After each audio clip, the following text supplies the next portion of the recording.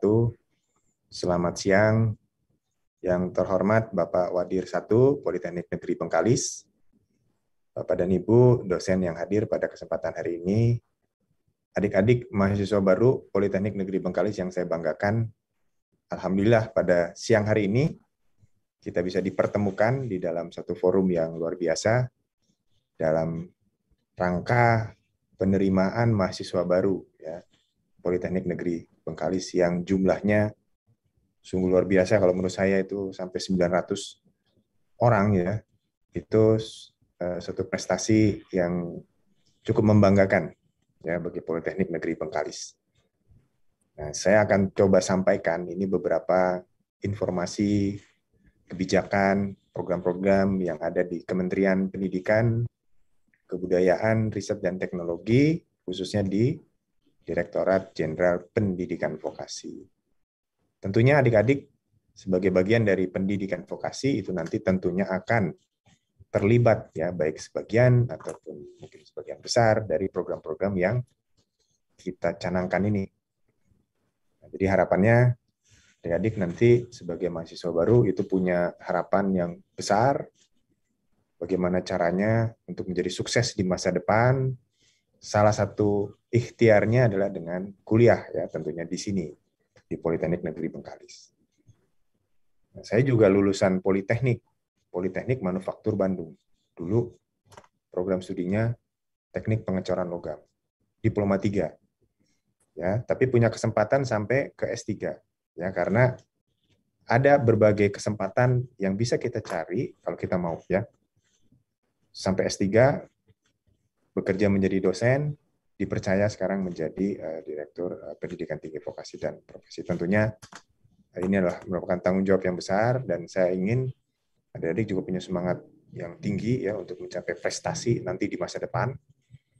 Ya, jadi jangan merasa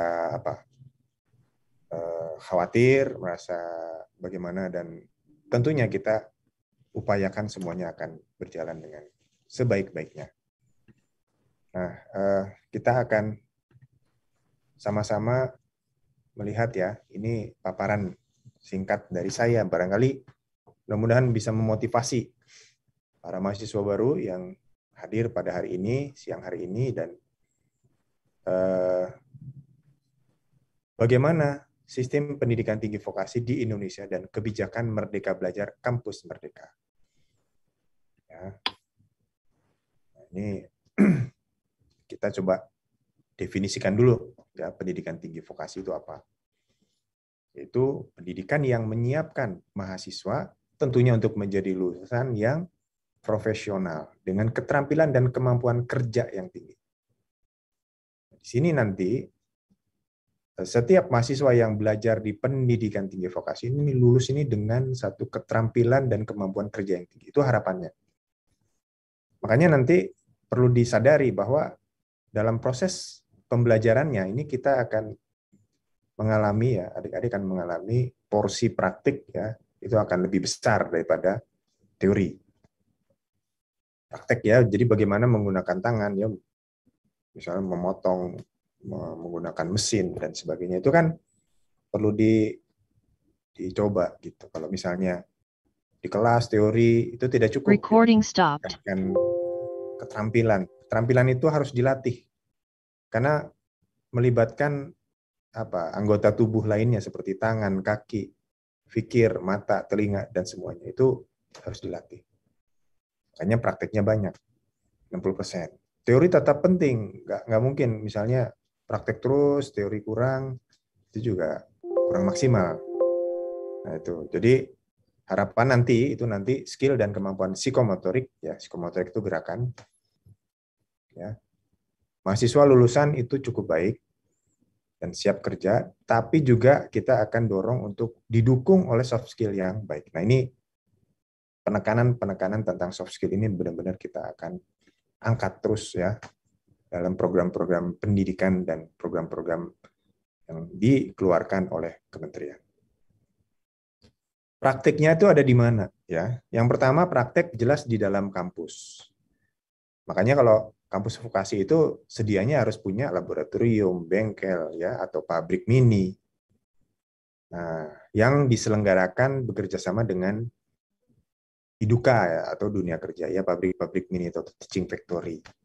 Memang nggak semuanya prodi punya teaching factory ya, tapi paling tidak punya lab atau bengkel ya, atau sarana-sarana praktek di dalam kampus ya. Itu yang pertama. Yang kedua, bisa saja praktek itu dilakukan di luar perguruan tinggi. Ya, karena untuk praktek butuh peralatan, untuk praktek butuh media dan sebagainya. Bekerja samalah dengan industri dunia kerja yang ada di ya, sekitar Politeknik atau mungkin nyebrang pulau ya, karena Politeknik Bengkalis itu ada di pulau. Itu bekerja di sana dengan alat-alat yang diajari di kampus. Ini alat apa dikenalkan dan sebagainya, kemudian dicoba dipraktekkan. Itulah magang contohnya ya. Bisa di instansi pemerintah juga, bisa di organisasi bukan pemerintah atau swasta dan seterusnya. Itu tergantung kerjasama dari perguruan tingginya. Dan yang ketiga, itu kita dorong untuk adanya kegiatan-kegiatan yang bersifat project-based learning. Nah, jadi ada teori, ada praktek, kerjasama dengan dunia kerja. Menghasilkan sebuah kegiatan-kegiatan yang melibatkan dosen, mahasiswa, juga industri atau dunia kerja, di situ belajar bersama. Recording in Ini progress. biasanya akan dilakukan setelah nanti ya, di akhir semester dan sebagainya. Nah, ini kita perkenalkan ya, apa itu perguruan tinggi, vokasi, dan bedanya dengan akademik ya. Pertama, tahu dulu bentuk perguruan tinggi itu ada berapa? Ada 6 ya. Perguruan tinggi di Indonesia yang diakui oleh Undang-Undang 12 2012 itu ada 6. Universitas, institut, sekolah tinggi ya, politeknik, akademi, dan akademi komunitas. Jadi kalau dengar-dengar ada universitas ini, ada institut ini, sekolah tinggi, politeknik, akademi, itu adalah bentuk-bentuk perguruan tinggi. Masing-masing punya hak dan hak untuk menjalankan prodi-prodi yang berbeda-beda. Nah, dari bentuk perguruan tinggi itu kita bagi dua ya. Yang pertama, perguruan tinggi dalam bentuk adalah perguruan tinggi vokasi. Yang kedua, perguruan tinggi akademik. Kalau perguruan tinggi akademik itu universitas, institut, sekolah tinggi. Itu adalah perguruan tinggi akademik. Nah, kalau perguruan tinggi vokasi itu adalah politeknik, akademi, akademi komunitas. Nah, jadi tujuan utama dari universitas, sekolah tinggi, dan institut adalah menjalankan pendidikan akademik, pendidikan tinggi akademik. Tujuan utama dari politeknik, akademi, akademi komunitas adalah menjalankan pendidikan tinggi vokasi. Nah, Politeknik Negeri Bengkalis adalah jenis perguruan tinggi dengan pendidikan vokasi. Di dalam perguruan tinggi ada namanya program studi. Makanya kita bisa lihat program studi vokasi itu yang menjalankan kurikulum vokasi. Yang 60-40% itu ya. Di politeknik ada, di akademi ada, di akademi komunitas jelas ada karena mereka itu adalah perguruan tinggi vokasi. Dan di perguruan tinggi akademik itu juga boleh menyelenggarakan pendidikan vokasi, pendidikan tinggi vokasi ya. Seperti misalnya di Universitas Gadjah Mada itu ada sekolah vokasi. Universitas Indonesia itu ada juga program pendidikan vokasi. IPB juga ada. Dan banyak ya, ada Institut Teknologi 10 November ya yang di Surabaya itu ada juga ya fakultas vokasinya. Itu boleh menyelenggarakan. Jadi program studi vokasi ya lebih spesifik, walaupun ada di perguruan tinggi akademik, itu menjalankan kegiatan pendidikan itu sama ya dengan apa yang ada di politeknik. Nah, ini jumlahnya ya. Kalau kita lihat jumlah dari perguruan tinggi vokasi di Indonesia itu mahasiswanya total ya saat ini terdata di PDDikti itu 900.000. Banyak apa sedikit? Masih sangat sedikit dibanding dengan perguruan mahasiswa total itu ada 8 juta. Ya. Kemudian prodinya itu ada 6.000. Nah, itu kan jumlahnya masih sedikit. Kenapa? Karena kita baru berkembang besar, mulai meluas itu di 2012. Jadi relatif masih muda dan sangat banyak yang harus dikembangkan. Ini peta dari Politeknik Negeri. Jadi Politeknik Negeri Bengkalis itu adalah salah satu politeknik negeri yang ada di Indonesia. Ada berapa politeknik negeri? Ada 44 politeknik dan ada 5 akademi komunitas negeri se-Indonesia. Nah, kita lihat di Sumatera itu ada berapa? Kita lihat ada di Lok Sumawe, ada di Medan ya. Nah, kalau AKN-nya ada di Aceh Barat di sini. Kemudian di Payakumbuh ada Politeknik juga, Padang juga ada Politeknik. Ya, Sriwijaya ya, di sini ada Politeknik ya. Kemudian di Lampung juga ada. Nah, ini adalah Politeknik. Dan tersebar sampai yang paling ujung ada di Fak-Fak ya. Irian ini cuma satu Politekniknya. Kalau Maluku ada dua ya, di Ambon dengan Tual. Paling banyak di Jawa sebetulnya. Ya, ini karena mungkin populasi dan infrastruktur yang ada di Jawa itu lebih mudah ya untuk didirikan. Tapi kita akan terus kembangkan politeknik-politeknik di Indonesia. Kita arahkan bagaimana pengembangan itu merata ya seluruh Indonesia. Sehingga kemudian didorong kemudian kerjasama dengan pemerintah daerah dengan mendirikan yang namanya PSDKU. Jadi ada PSDKU, yaitu program studi di luar kampus utama. Jadi misalnya Polbank Bengkalis ini punya kampus utama ya di Pulau Bengkalis. Kemudian ada kampus lain, ada prodi-prodi lain yang di luar kampus itu boleh ya didirikan, tapi dengan izin dan prosedur. Ini kita sebar sehingga kurang lebih demikian ya peta penyebaran PSDKU yang dikelola oleh politeknik negeri di Indonesia. Nah, ini sudah cukup luas sehingga kita harapkan nanti tidak hanya mendirikan politeknik baru, tapi juga banyak politeknik atau prodi-prodi milik politeknik yang sudah ada menyebar ya di kabupaten-kabupaten yang sulit dijangkau ya untuk mengembangkan pendidikan di seluruh daerah di Indonesia. Oke, kita kembali ke topik kenapa kita harus mengembangkan prodi-prodi pendidikan vokasi juga termasuk ya yang adik-adik akan jalankan karena kita akan menghadapi suatu kondisi yang namanya bonus demografi. Namanya juga bonus, harusnya positif ya. Di saat itu di tahun 2030 jumlah usia kerja dibanding dengan jumlah usia yang tidak bisa bekerja seperti misalnya anak bayi, orang tua sekali, itu lebih besar jumlahnya. Dan itu merupakan potensi yang luar biasa kalau misalnya nanti adik-adik ini masuk ke dalam zaman itu. Tahun 2030 ini calon-calon generasi saat demografi bonus itu terjadi. Ya kalau kami ya, saya umur mungkin 10 tahun lagi udah menjelang pensiun. Masih ada sih sedikit waktu, tapi yang jelas porsi terbesar ada di pundak adik-adik sekalian. Jadi belajarlah dengan baik, jadilah insan Indonesia, manusia Indonesia yang akan nanti bermanfaat saat demografi bonus itu terjadi. Banyak sekali. Orang lebih banyak harusnya lebih kuat dan lebih cepat ya menyelesaikan meningkatkan perekonomian Indonesia sehingga nanti mudah-mudahan Indonesia bisa melaju ya melebihi negara-negara lain di dunia.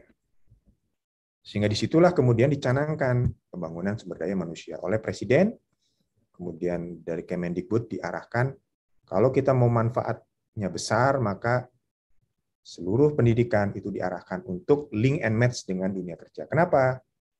Karena pada akhirnya nanti mahasiswa lulus itu akan bekerja.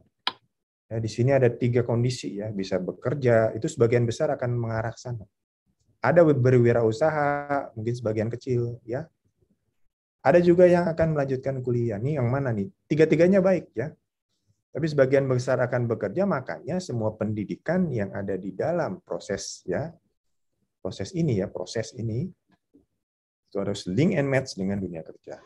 Karena dunia kerja punya syarat-syarat yang diperlukan. Cocokkan ya dunia kerja itu dengan kurikulum, dengan metode sarpras, pendanaan dosen. Sehingga nanti mahasiswa lulus udah cocok dengan apa yang dibutuhkan oleh dunia kerja. Itulah link and match ya, link nyambung, match cocok. Ya, jadi lulus langsung bisa bekerja. Itu maksudnya. Kenapa kita sebut pendidikan tinggi vokasi mempersiapkan mahasiswa sehingga nanti lulusannya memiliki kompetensi dan siap untuk bekerja. Ini ada 8+I ya yang sering sekali disampaikan pada beberapa sesi-sesi presentasi dari Direktorat Pendidikan Vokasi. Ini ciri-ciri kalau perguruan tinggi atau prodi sudah link and match itu ada 8 cirinya. Yang pertama, kurikulumnya tentu bersama industri disusunnya ya, sama-sama dengan industri atau dunia kerja. Pembelajaran berbasis proyek yang diambil dari industri kemudian dijadikan mata kuliah bahan praktek, dan sebagainya, sehingga mahasiswa tahu bagaimana masalah industri bekerja menyelesaikan problem itu. Idealnya seperti itu. Kemudian jumlah dosen dari industri atau dunia kerja itu ada, yang kemudian masuk dan memberikan pengajaran, memberikan informasi, memberikan wawasan, kuliah tamu apapun namanya, kepada mahasiswa. Dan asalnya dosen-dosen pengajar itu dari industri, yang punya pengalaman. Jadi mereka cerita, oh industri seperti apa, mahasiswa tahu, oh seperti itu. Ya, dosen juga mengajar secara rutin, diupdate. Ya, ini juga di nomor 6 nih. Jangan cuma mendatangkan dosen dari luar ke dalam, tapi dosen dari dalam juga keluar, bergaul dengan industri atau dunia kerja. Sertifikasi kompetensi, magang, riset juga didorong untuk kolaborasi dengan industri. Apa sih masalah di industri? Itulah yang dijadikan riset. Apa sih yang jadi masalah industri? Itulah yang jadikan tugas akhir ya bagi diploma 4. Dan seterusnya nanti ujung-ujungnya komitmen serapan akan terjadi, yaitu lulusan mudah bekerja dan diserap industri. Ini kita dorong proses pendidikan bukan hanya satu arah. Dosen tidak lagi sebagai penceramah yang bicara dari pagi sampai sore, mahasiswa mendengarkan. Ada kontribusi mahasiswa diarahkan untuk aktif, ya.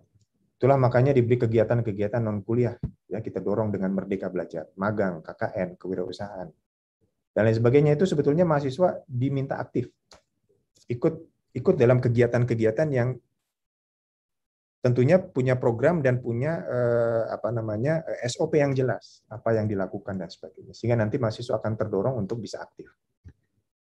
Karena kita akan menghadapi industri 4.0 yang sedang sekarang sudah kita masuki, semuanya akan berubah, semakin cepat, semakin mudah berubah. Kita harus kreatif, ya, tidak terbatas waktu, tidak terbatas tempat.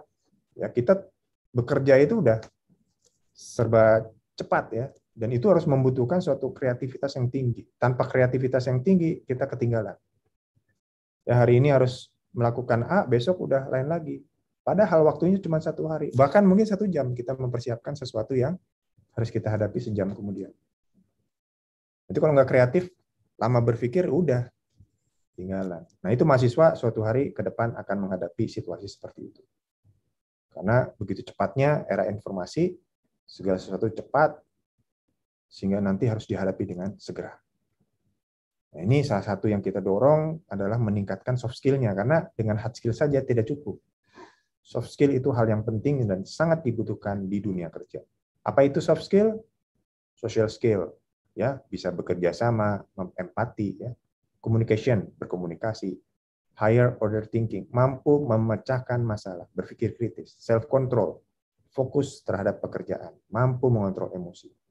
Juga karakter, ya, diri, percaya diri, sopan, jujur, tanggung jawab, penting, ya, disiplin, teliti. Semuanya itu adalah sifat-sifat baik, karakter baik yang harus dibangun. Dan itu akan menjadi sebuah penilaian bagi orang lain, dan itu menjadi track record, ya, buat mahasiswa, buat pekerja, siapapun orangnya. Kalau lulus, nggak ada yang mau mempekerjakan orang yang nggak jujur, pasti yang dilihat jujur. Kalau nggak jujur, udah berhenti. Disiplin, itu yang akan dipakai. Teliti, kreatif, dan seterusnya. Ini kan kebutuhan-kebutuhan yang tidak mungkin ya kita bisa dapati kalau nggak dilatih. Nah, makanya bentuk kegiatannya itu mengkolaborasikan, ya, antara perguruan tinggi, dosen, mahasiswa, di situ ada dunia kerja. Ya, bisa dengan bentuk teaching factory, project based learning, di tugas akhir masuk, ya, di kuliah, project based learning, ada magang dan sebagainya. Itu membuat mahasiswa aktif hingga meningkat juga soft skill-nya yang tadi yang kita sebutkan. Contoh, kalau di kelas ada tugas yang namanya problem based learning atau studi kasus, ya, kita kenal dengan studi kasus. Itu mungkin sering ya diberikan, tapi sekarang kita dorong untuk diperbanyak. Ya, setelah mendapatkan bekal dengan kuliah, berikan kasus, selesaikan bersama kelompok di dalam kelas. Berapa kelompok, ya? Satu kelas tuh misalnya masing-masing 5 orang. Nah, itu akan kolaboratif pasti. Bekerja sama, membicarakan ini masalah seperti apa, harusnya bagaimana. Berpikir kritis, ya. 5 orang ini akan berpikir kritis, menghasilkan solusi-solusi yang tentunya akan lebih baik daripada mikir sendiri. Karena nanti bekerja akan begitu, tidak ada bekerja itu sendiri, ya. sesendiri-sendirinya itu pasti dia butuh orang lain. Nah, seperti itu ya. Komunikasi itu pasti, kemampuan untuk menyampaikan pendapat saat diminta presentasi di depan, menjelaskan ini gimana caranya, itu kan perlu dilatih. Dari kolaborasi, berpikir kritis, komunikatif, menghasilkan lulusan-lulusan yang kreatif, inovatif. Itulah harapan kita kepada adik-adik sekalian nanti di masa depan. Merdeka Belajar salah satu bentuk yang mendorong tadi ya, peningkatan soft skill mahasiswa. Itulah makanya diberi kesempatan agar mahasiswa bisa mencari pengalaman di luar prodi. Kalau di dalam prodi itu mungkin setahun juga udah banyak pengalamannya. Tahun depan juga mungkin mirip-mirip ya. Tapi kalau di luar prodi itu sesuatu itu baru lagi. Dan akan meningkatkan kreativitas, meningkatkan keaktifan ya, meningkatkan soft skill, cara bergaul dan sebagainya. Apa itu? Misalnya pertukaran mahasiswa ya, bisa antar prodi di dalam kampus, bisa dengan luar kampus, beda kampus ya. Nah, di dalam ataupun di luar. Atau misalnya dengan bukan perguruan tinggi ya, tapi kantor, pabrik, desa, sekolah, macam-macam, bentuknya macam-macam, nanti kita lihat. Lembaga-lembaga non perguruan tinggi itu juga bisa dikerjasamakan untuk memberikan kesempatan kepada mahasiswa mendapatkan pengalaman. Tapi yang namanya Merdeka Belajar itu harus ada perjanjiannya, MOU-nya, kerjasama antara perguruan tinggi dengan lembaga di luar kampus. Kuliahnya nanti akan diakui dengan SKS. Kemudian harus ditetapkan oleh pimpinan perguruan tinggi atau kementerian. Ya, banyak program apa saja yang bisa diambil oleh mahasiswa. Tentunya harus ada bimbingan dosen dan berlaku untuk sarjana dan sarjana terapan di luar bidang kesehatan. Kalau yang D3 bagaimana? Diproporsikan saja, tergantung arahan dari kebijakan pimpinan ataupun pengelola program studi. Nah, ini bentuk-bentuknya. Nah, pemerintah atau kementerian itu membuat program kurang lebih 8 yang sedang jalan dan akan jalan. Magang, proyek di desa, mengajar di sekolah, pertukaran mahasiswa, penelitian riset, kegiatan wirausaha, studi atau proyek independen, proyek kemanusiaan. Ini semuanya dibuka ya, program-programnya, tapi sifatnya adalah kompetitif. Mahasiswa mengusulkan. Jadi kalau ada wirausaha, mahasiswa berkelompok mengusulkan, ada proposal, ada panduannya, ikuti, kalau menang dapat. Kalau tidak, usahakan tahun depan ikut lagi. Karena ini akan berlangsung terus-menerus. Ya mudah-mudahan terus ya, sampai tahun ke depan. Nah, ini yang sudah jalan, ada sertifikasi kompetensi mahasiswa, ada program kewirausahaan, magang, kreativitas mahasiswa, pemberdayaan masyarakat desa. Dan yang terakhir yang sedang jalan sekarang ini akan diluncurkan, micro kredensial magang dan studi independen bersertifikat di perusahaan-perusahaan ternama yang ada di Indonesia tentunya. Nah, ini pendaftarannya melalui laman ya, warung teknologi, dan itu mahasiswa-mahasiswa vokasi bisa mendaftar di situ. Tidak hanya tahun ini, ya kan adik-adik baru masuk. Pasti nggak tahu ya, ini program-program ini. Belum ikut serta nanti, ya mungkin tahun depan. Mungkin hanya mahasiswa-mahasiswa pada semester tertentu, artinya ada syarat ketentuan ya yang harus diikuti. Ya, ketika ada kesempatannya ambil, ya silahkan ikuti. Nah, ini kesimpulannya ada beberapa ciri pendidikan tinggi vokasi, link and match dengan dunia kerja, magang, jelas ada ya, harus ada dan sebaiknya ada kalau memang itu prodinya vokasi.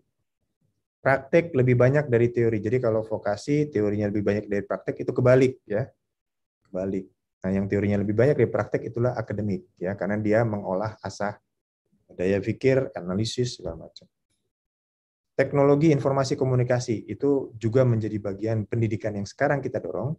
Soft skill itu kita dorong juga, pendidikan soft skill, pengembangan karakter mahasiswa dalam bentuk misalnya ya project based learning, studi kasus dan lain-lain. Merdeka Belajar juga peningkatan soft skill. Ini terakhir bercerita sedikit, yang ini sudah beberapa kali saya sampaikan juga ya di beberapa forum mahasiswa baru, mudah-mudahan memberi ilustrasi ya. Jadi ada sebuah kapal besar yang broke down ya, nggak bisa jalan, mesinnya mati, nggak ada yang bisa memperbaiki. Semua teknisi kan, kalau kapal tuh punya teknisi, nggak ada yang bisa. Panggillah kemudian engineer ya, jauh ya, pakai pesawat mungkin atau kapal kecil dan sebagainya, datang ke tengah laut, memeriksa kapal atau mesin kapal itu. Ya, jadi si engineer itu datang memeriksa dengan seksama dari atas sampai bawah, dilihat semuanya si mesin itu. Kemudian setelah dia memahami semua, dia cuma mengeluarkan ya hammer kecil ya atau palu kecil, kemudian dia memukul-mukul bagian tertentu dengan gently atau dengan ya pelan dan tekanan-tekanan yang dia pukul itu. Nah, kemudian tiba-tiba segera engine itu atau mesin itu kemudian hidup lagi ya atau bisa nyala. Kapal bisa kembali ke pelabuhan dan semuanya akhirnya berjalan dengan lancar. 3 hari kemudian, engineer bilang, ini biayanya $10.000. Waduh, pemilik kapal kaget, kok mahal banget.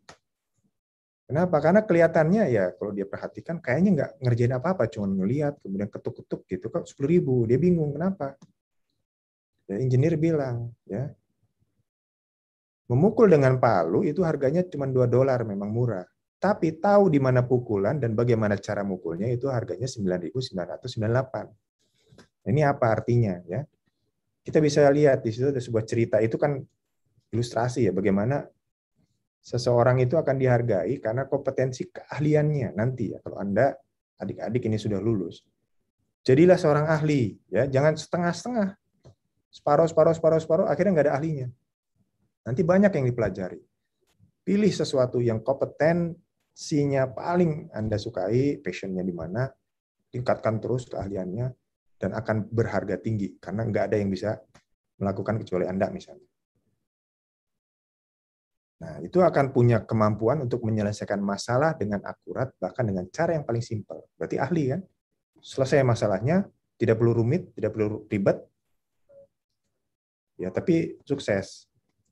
Nah, itu bagaimana caranya? Karena diperoleh dengan satu kemauan untuk meningkatkan keahlian dengan terus-menerus. Butuh waktu, butuh proses dalam mengasah keahlian itu. Kuncinya sabar, konsisten, persisten, yaitu gigih, tidak mudah menyerah. Terakhir berdoa tentunya pasti. Itu yang harus kita kejar. Nah, ini sebagai mahasiswa juga kita lihat orang sukses kayak dokter, ya, periksa pakai stetoskop, dikit, cuma 10 menit, bayar 100.000. Kok mahal ya? Bukan itunya yang menjadikan dia mahal, tapi karena ahlinya. Dia tahu, oh ada penyakit apa. Bayangkan kalau seorang sakit nggak diperiksa, resikonya ya sampai bahkan mungkin ya, meninggal dunia itu kan ruginya mungkin nilainya lebih besar daripada yang dia keluarkan 100.000. Karena keahliannya itu diperoleh saat ini yang kita lihat, apa yang tidak kita lihat itu banyak, seperti persistence tadi, failure, kegagalan, sacrifice, pengorbanan, kecewaan, ya, sikap-sikap yang baik dan lain sebagainya, hard work ya, dedikasi. Itu ada sesuatu yang pernah dijalani oleh seorang sukses tadi. Nah, itu juga harus sabar menjalaninya ya, mulai dari sekarang ya, mulai jadi mahasiswa. Ya, jadi kalau Roma tidak akan bisa dibangun dalam 1 hari, itu artinya sesuatu yang besar tidak akan bisa dibangun cuman 1 hari instantly. Ya, jadi jangan ingin sesuatu itu secara instan bisa kita peroleh dalam waktu singkat. Sabar ya menjalani prosesnya. Ya, jangan merasa kurang pede kalau nggak punya bakat. Wah, IQ saya kurang tinggi nih. Ya kenapa? Karena hard work itu satu kunci lain. Ya, kalau kita mau berhasil, kerja keras. Ya, karena apa? Karena kalau orang kerja keras akan bisa mengalahkan orang yang berbakat karena dia tidak kerja keras. Ya, seperti itu. Apalagi ada yang punya bakat tertentu, itu kalau kerja keras akan lebih baik lagi. Ya, jadi itu yang bisa saya sampaikan. Ya mudah-mudahan ya apa yang saya sampaikan bisa memberi ilustrasi, motivasi, semangat ya buat adik-adik untuk bisa menjalani kehidupan kuliah setelah nanti masuk kuliah. Jangan putus asa, saatnya daring sekarang, cari info sebanyak-banyaknya, terus jalankan apapun programnya semaksimal mungkin karena kita sama-sama semua berada pada pandemi yang sama ya. Dan yang berhasil dan tidak berhasil itu tergantung dari diri kita sendiri. Demikian dari saya, mohon maaf kalau ada kata-kata kurang berkenan. Terima kasih atas perhatiannya. Wassalamualaikum warahmatullahi wabarakatuh.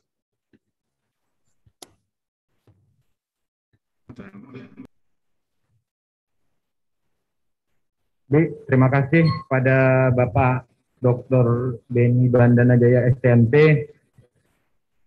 Semoga apa yang disampaikan bermanfaat bagi kita semua dan khususnya bagi mahasiswa baru Politeknik Negeri Bengkalis tahun 2021. Selanjutnya mungkin tanya jawab atau mungkin ada pertanyaan dari adik-adik mahasiswa. Nah, kita kasih kesempatan 3 orang.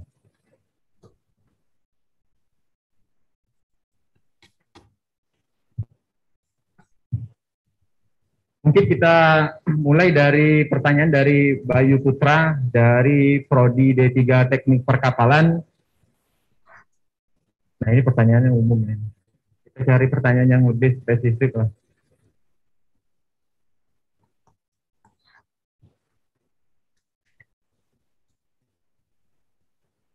Baik, ini ada pertanyaan yang menarik dari Suhaini Fitri Handayani.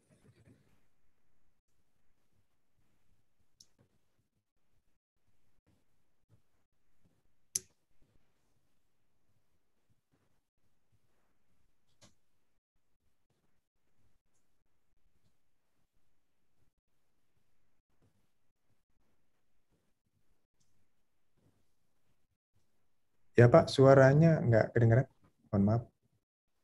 Izin Pak.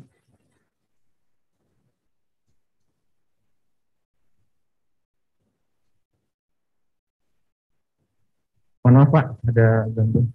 Ya, gimana pertanyaannya? Ini ada satu pertanyaan dari mahasiswa baru yang bernama Wahyu Agung dari D3 dari Prodi D4 Bahasa Inggris. Pertanyaannya, dunia kerja pasti selalu ada pembaruan. Apakah pembelajaran di Poltek menyesuaikan dengan pembaruan tersebut? Ya, langsung jawab ya, Pak. Baik, silakan Pak. Baik, ini masalah pembaruan itu pasti ya. Kita nggak bisa menghindari perkembangan teknologi. Nah, yang dipelajari di Politeknik atau pendidikan tinggi adalah dasar-dasar bagaimana menyelesaikan atau mengerjakan sebuah pekerjaan ya. Jadi yang dituntut adalah bagaimana kemampuan kita ya atau mahasiswa itu bisa belajar dengan cepat. Bagaimana bisa belajar dengan cepat dengan satu kondisi teknologi yang sudah mungkin berbeda dengan apa yang diajarkan. Itulah makanya kurikulum perlu diupdate. Tapi diupdate kan tidak mungkin tiap bulan. Artinya ada periodenya, misalnya 4 tahun sekali dan sebagainya. Diupdate agar tidak terlalu jauh ketinggalannya. Jadi kalaupun ketinggalan, mahasiswa di saat lulus, bekerja, bisa mengejar ketinggalan itu dengan mempelajari ya sesuai dengan basic yang dia miliki. Jadi itu. Sehingga nanti pemahaman akan dasar-dasar teknologi itu akan sangat-sangat bermanfaat untuk bisa mengembangkannya di industri nanti. Saya kira itu ya. Terima kasih. Baik, terima kasih. Saya kira sudah jelas. Lanjut pertanyaan.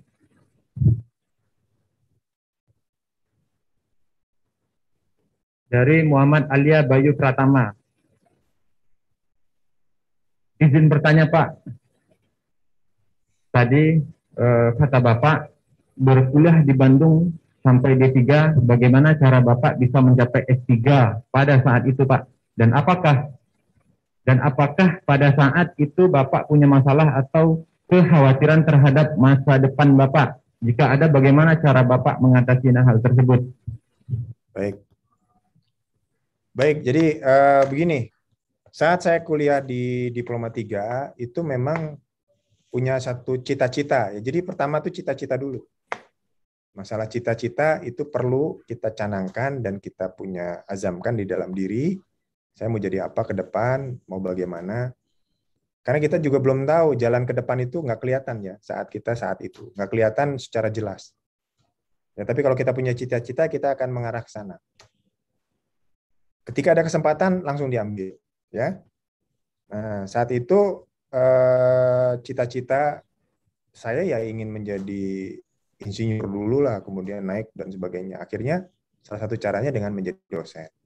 Dengan menjadi dosen banyak kesempatan-kesempatan untuk bisa kuliah. Banyak kesempatan-kesempatan untuk dapat beasiswa. Nah, itu bukan tinggal, perlu dikejar. Ada kesempatan beasiswa, kejar. Ada kesempatan ini, kejar, kejar, kejar, lakukan. Gagal, ada juga gagal.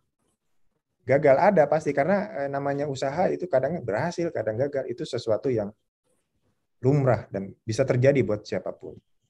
Nah, yang penting upaya-upaya itu tidak berhenti, ya. Jadi untuk bisa sekolah S2 itu saya gagal, misalnya mau apply ke Australia nggak berhasil, ya. Waktu mau kuliah, ya mau apply ke UI nggak berhasil. Ya akhirnya tapi dicoba terus, akhirnya dapat kesempatan di ITB, dapat beasiswa dari kementerian. S2 juga dapat pengajuan beasiswa juga, dan seterusnya sampai S3 dapat beasiswa. Nah itu kenapa? Karena kita mencari informasi, mencari dan segala macam dengan kesempatan karena punya cita-cita. Kalau nggak punya cita-cita, upaya-upaya itu nggak akan berjalan. Nah, masalah pasti ada. Jadi jangan khawatir kalau masalah itu datang, hadapi saja. Ya, jangan ditinggalkan, ya, jangan kabur. Itu salah satu kunci penyelesaian masalah adalah hadapi, cari solusi, walaupun hati nggak enak, jalani terus. Sabar ya, sabar terus sampai akhirnya terselesaikan. Nah, karena kalau masalah apapun, kalau kita selesaikan pelan-pelan itu akan selesai juga. Mau sesulit apapun, yakinkan itu aja. Nah itu aja kira-kira. Makasih Pak. Baik Pak, terima kasih. Mungkin ini pertanyaan terakhir ya. Yang terakhir dari Markus Arwan, Prodi D3 Teknik Perkapalan. Pertanyaannya, izin bertanya Pak, apakah di lapangan pekerjaan lebih dipakai yang sarjana atau yang diploma 3, tapi memiliki soft skill yang baik? Baik. Pekerjaan itu begini, kita tidak bisa membeda-bedakan mau akademik, mau vokasi, itu akhirnya itu bagaimana kesempatan dan bagaimana kita. Ya, kitanya mencari kesempatan, ya, mencari pekerjaan. Ketika dapat, maksimalkan ya potensi diri untuk bisa menjadi yang terbaik ya di tempat itu. Kalau cocok, lanjutkan. Tapi ada juga kadang-kadang tidak cocok. Tapi jangan terus nggak cocok ya. Kenapa? Karena kalau tiap saat tidak cocok, pindah. Tiap saat tidak cocok, pindah. Kalau pindah-pindah itu akan kurang bagus ya. Pindah itu kalau misalnya memang benar-benar tidak mungkin ya bisa dilanjutkan lagi. Jadi kesempatan itu bisa diperoleh oleh siapapun, tergantung orangnya. Ya, mau dia berasal dari perguruan tinggi terbaik pun, kalau memang orangnya tidak punya kemampuan yang baik, itu mungkin ya tidak dapat kesempatan juga. Demikian. Jadi kita tidak bisa pastikan, oh ini akan lebih baik dan sebagainya. Itu kembali ke orang. Karena banyak teman-teman yang pengalaman lulus kerja dan sebagainya itu kemudian sukses ya mengalahkan orang-orang yang padahal berasal dari perguruan tinggi yang terkenal misalnya. Nah, seperti itu. Atau mungkin berwirausaha dan sebagainya. Itu sebetulnya alternatif-alternatif yang kita harus punya percaya diri itu aja. Bahwa kita punya sesuatu yang bisa diandalkan. Ya, jangan melihat orang lain lebih bagus ya. Ya, belum tentu seperti itu. Saya kira itu ya. Jadi, yang penting ada kepercayaan diri untuk bisa menunjukkan apa yang terbaik dan apa yang bisa kita lakukan. Sehingga nanti tunjukkan bahwa kepada yang misalnya ya, pelamar, kita melamar bekerja ya, tunjukkan bahwa kita punya kemampuan yang terbaik. Demikian saya kira. Terima kasih. Baik, terima kasih Pak. Saya rasa cukup jelas ya. Mudah-mudahan apa yang disampaikan oleh Bapak Dr. Benny Bandana membuka wawasan bagi kita semua, khususnya bagi adik-adik mahasiswa baru Politeknik Negeri Bengkalis, sehingga ke depan lebih siap menghadapi perkuliahan. Nah, berhubung waktu pukul 12.00, maka perkuliahan umum kita tutup. Nah, kami dari Politeknik Negeri Bengkalis sangat mengucapkan terima kasih kepada Bapak Dr. Benny Bandana Jaya STMT yang telah sudi memberikan perkuliahan umum, kuliah umum. Sekali lagi kami ucapkan terima kasih. Mohon maaf atas segala kekurangan. Saya akhiri. Assalamualaikum warahmatullahi wabarakatuh. Waalaikumsalam warahmatullahi wabarakatuh. Sama-sama terima kasih Bapak-Bapak. Sukses buat adik-adik semua. Amin. Terima kasih Pak Wadir. Mohon izin, mohon pamit, live. Assalamualaikum warahmatullahi wabarakatuh. Waalaikumsalam warahmatullahi wabarakatuh. Terima kasih Pak Benny atas Terima kasih. Mari. Baik, terima kasih.